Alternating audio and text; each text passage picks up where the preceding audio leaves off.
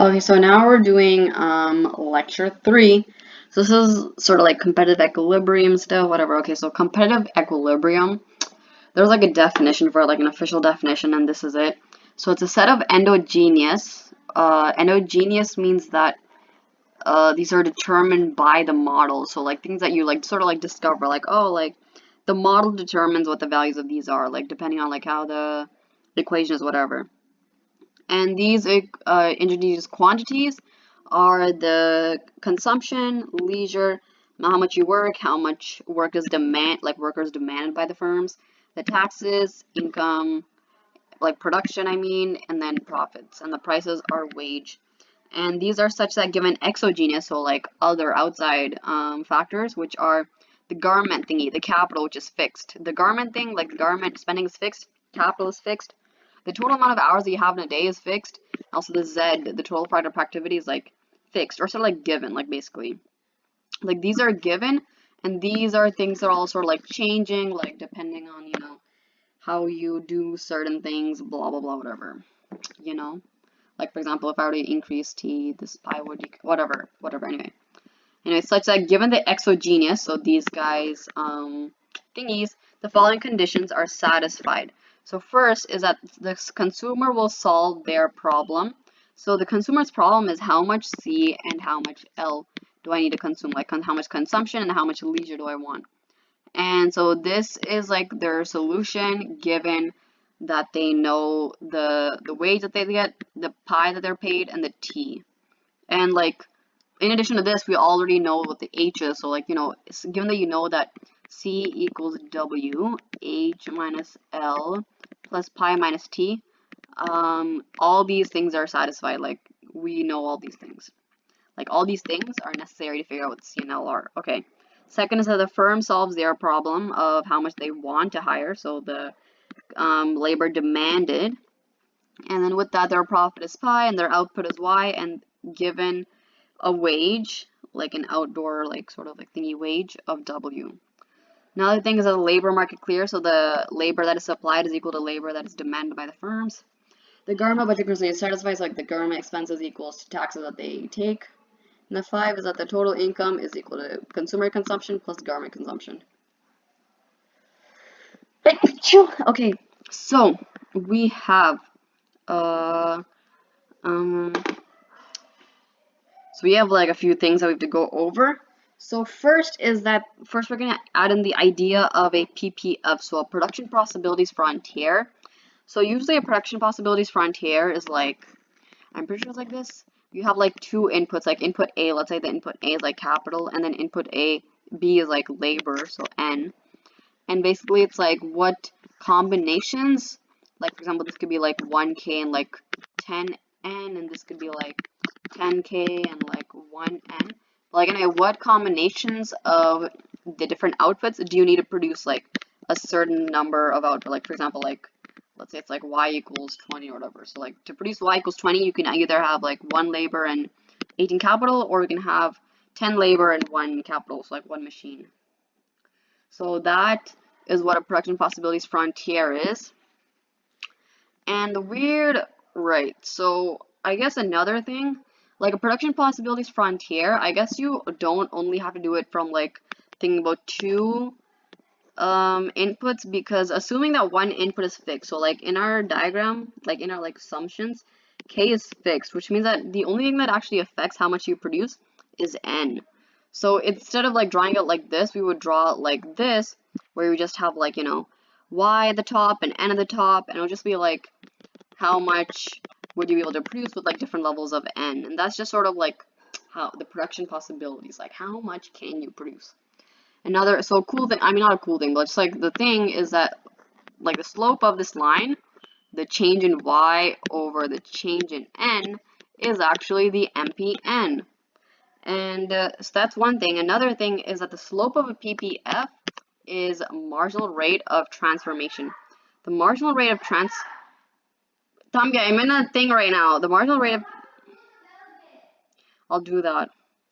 The marginal rate of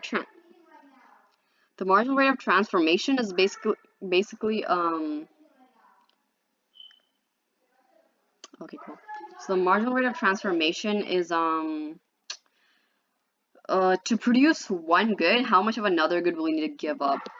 So in this case, our two like things that will be right. The two things that we'll be talking about. So the MRT is how much of one good, so in our case will be consumption, do you need to give up in order to produce another good, so leisure. So basically it's like how much more do I need to work in order to get one more unit. I just wrote apple because it's like a unit of like consumption, whatever, like one thing that you can buy with your money. Anyway, so it's like how much you need to work, blah blah. And so like the opposite of working is like leisure. So like you know, given like the leisure, you kind of like if working is 3 hours and you know, and like the total amount of hours is like you have in a day is like 7, then you know like leisure is gonna be 4. So like that's why you can just do like consumption versus leisure, and that is our MRT, marginal rate of transformation. Where marginal rate of substitution is sort of determined by your desires, like how much do you want to substitute one for each other, like how much do you like value them. Marginal rate of transformation is more like how much can you, like how much are you able to, like you need to do this, blah blah whatever. Jesus Christ. Okay. So another thing is, I guess if you want to look at, so that's one thing, as the number of hours of work increase, your Y increases but at a lower amount. Another thing is the Y versus leisure, so the production versus leisure. Well, obviously, you know, if your leisure is 0, so like over here, then your production is a maximum. And if you're like fully leisuring, then your thingy is 0, which means that you know it's gonna be somewhere in like this. It's like a downward sloping line, and you have to think about like, is it gonna be like this or like this? But things you have to think about how, like, you know, if you're at like the very edge over here, and you're working like a lot. Wait, never mind. If you're over here and you're working like a lot, I know. Over here, your leisure is a maximum. Okay, and over here, your leisure is like very less. So over here, as you keep, whatever. Anyway, the slope is like this. The slope is the negative of the marginal product of labor, because, you know, this is just sort of the opposite of this, you know, like how many hours of work is like the opposite of how much hours you leisure. Why is it negative though? Like, why is it not like 1 over kind of, you know? Like this thing, the thing goes like this, and the slope is marginal product of thingy. And this thing, the slope is like this, and the slope is marginal product of thingy. How could this be? I guess... Oh, wait. Hold on. Look, if you put these two together, sort of, it just looks like a full circle. I don't know if this actually means anything, but the thing is, I guess, you know, this is like this, and this one is like this, so it's sort of like symmetrical, so it's just like, it's like flipped across, which is why it's negative and not like, I don't know, 1 over MPN or the reciprocal or whatever. So it's just sort of like the opposite of this, so just think, remember, if you were to just like flip this thing over, like reverse it vertically, vertically, you would get the leisure one, because it's like the exact opposite. Okay, that's cool. Good to know. So next thing is just, so relationship between the the consumption and leisure is just like that. I think this is supposed to be like somehow like putting these two graphs together. I'm not really sure how. But anyway, it's just that the consumption is equal to how much total production there is, and then minus how much the government consumes. So like another way of saying this is the total production is equal to the total consumption plus total government spending, like government consumption plus individual consumption. So anyway, this is C. So if C equals Y minus G, then, so this is like this thing is our first curve, okay, and then you're like, oh my god, garment consumption increased, and the garment consumption increases, that means that I have less, like, oh, that's so sad. Our C decreases. So like our C will go down to like this, and this, the distance is like the negative G, and the Y stays the same. So I guess this sort of assumes that the production stays the same. It's only the garment consumption that increases. Okay, cool. Good to know. I don't know what the hell this is supposed to mean. Like, I don't know why I'm doing this, but anyway. Okay. So this is sort of like the ultimate culmination, the competitive equilibrium of like this whole topic. So basically, we want everybody to be satisfied. We want like every individual who is like, you know, their own, they have their own MRS, they have their own wage that they're being paid or whatever. You know, we want them to be satisfied with like, you know, like the maximum amount that they can, you know, take given their budget constraint. And we also want the firm to be satisfied. Like they want to be able to, you know, produce an amount with their lowest cost ever. So basically, we'll be putting all these curves, we'll be putting all these curves together. That's our thing. We put the IC curve, the indifference curve to the budget constraint, and then also to the PPF. And like the point at which that all points is like the competitive equilibrium. And that's like the bestest place ever to be. So yeah. So some cool things to note, not some cool things to note, but just like, you know, some stuff to note. So at this point, the slope of the indifference curve is MRS, and the slope of this budget constraint is wage, which is the MPN. So over here, we have that the MRS equals MPN, and since it's also equal to the PPF, and the slope of the PPF is MRT, this is also equal to the MRTN.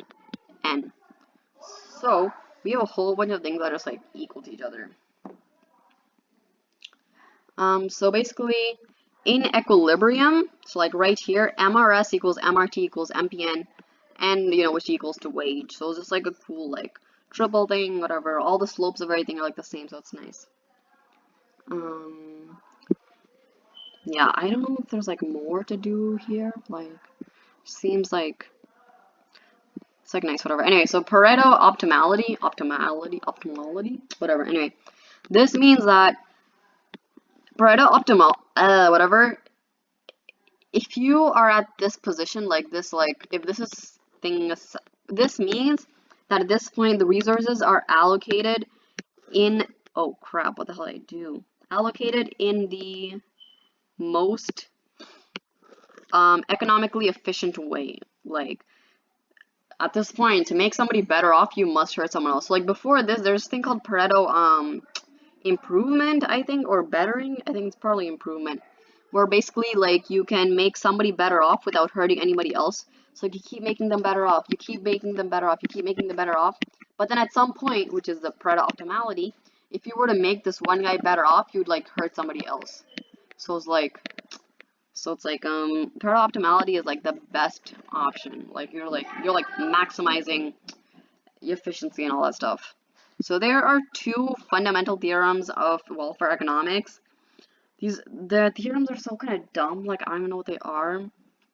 But basically the first one is that under certain conditions, a Pareto optimal is a competitive equilibrium. So a competitive equilibrium was like this point over here, okay? This point over here, point A, which is MRS equals MRT equals MPN. And they're saying that a Pareto optimality, which is like when you're economically most efficient, in some conditions, the competitive equilibrium could be like this Pareto optimality. The second fundamental theorem of welfare economics, again, like the dumbest thing I've ever heard, but it's that under certain conditions, a competitive equilibrium is a Pareto optimality. So it's like the other way around? Like, what? Like, anyway, the point is, I don't really know what the point is. Anyway, we're gonna go on to some things about why a competitive equilibrium may not be a Pareto optimal. Because in this photo over here, like this is a Pareto optimality, and this is also a competitive equilibrium. But the question is, why isn't it just like always the case? Well, so it might be easier to think of this more like theoretically and not like using graphs. So just think about it. Pareto optimal is when like everybody's satisfied. This is the most economically efficient, just the economically efficient way of allocating resources. But one thing is if there are externalities. So if there's a negative externality, then you might be producing more. Like negative externality means like, you know, maybe like by producing like some good or whatever, you're making a lot of pollution, which is bad. So like you're actually producing way more than you should be doing. And by producing more, you're actually hurting people, you know, like with pollution and like asthma, whatever. So if there are externalities, that makes it like a bit more confusing, a bit more difficult, and so like, you know, that competitive equilibrium part, where the competitive equilibrium doesn't really take into consideration anything about like, you know, people's feelings or like, you know, I guess that's basically the thing. The competitive equilibrium was more like an economically, like just like, it's just like, you know, just like A equals B, X equals Y kind of thing, just like equate stuff, whatever. Whereas the Pareto Optimal, it kind of like takes into consideration welfare stuff, like, oh my god, how do people feel about this? Blah blah blah. I think. I don't really know. Let's read the thing. Yeah, like basically it's like the allocate in the most economically efficient way, like it's just like happiness. So basically if there's externality, it might be causing problems, whatever. Second is if there are taxes. So not lump sum taxes, because lump sum taxes are like fine, they're like normal. But if you have like a rate tax, hold on, I don't want to go to that page. But anyway, if you have a tax that's like your wage, how do taxes work? Wage times 1 minus tax rate is like, and then multiply this by the H minus L. Is that how it works? If the tax rate is like 13%, then the amount that you get to keep is like 100 minus 13. So 1 minus the tax rate.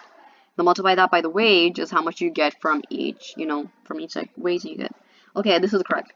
So basically, if you have like this type of tax, this means that, so one thing is that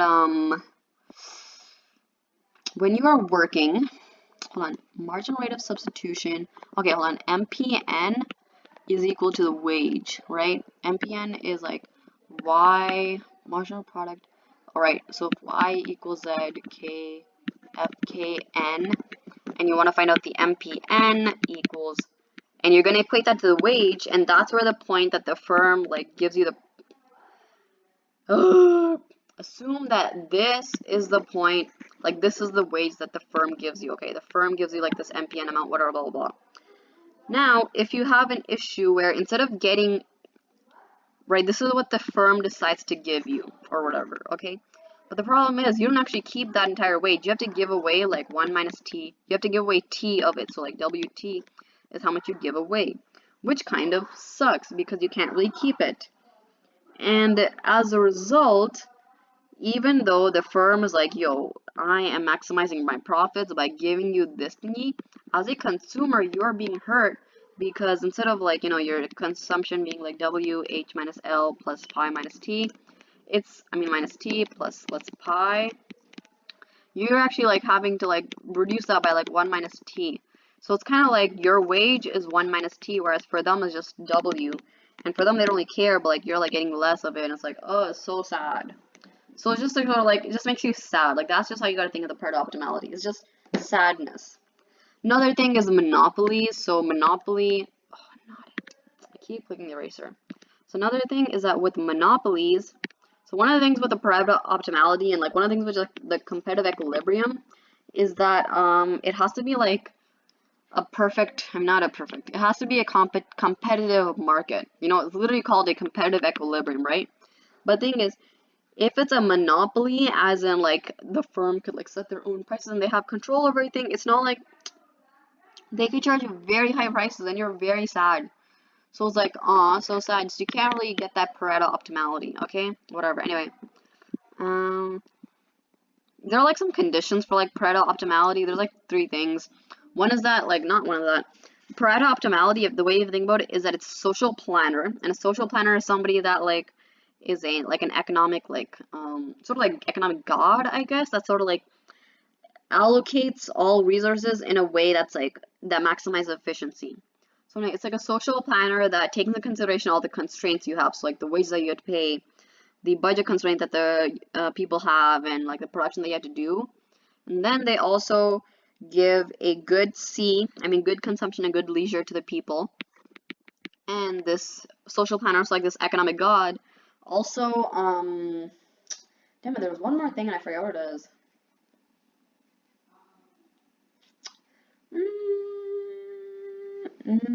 I don't remember. Damn it, oh well.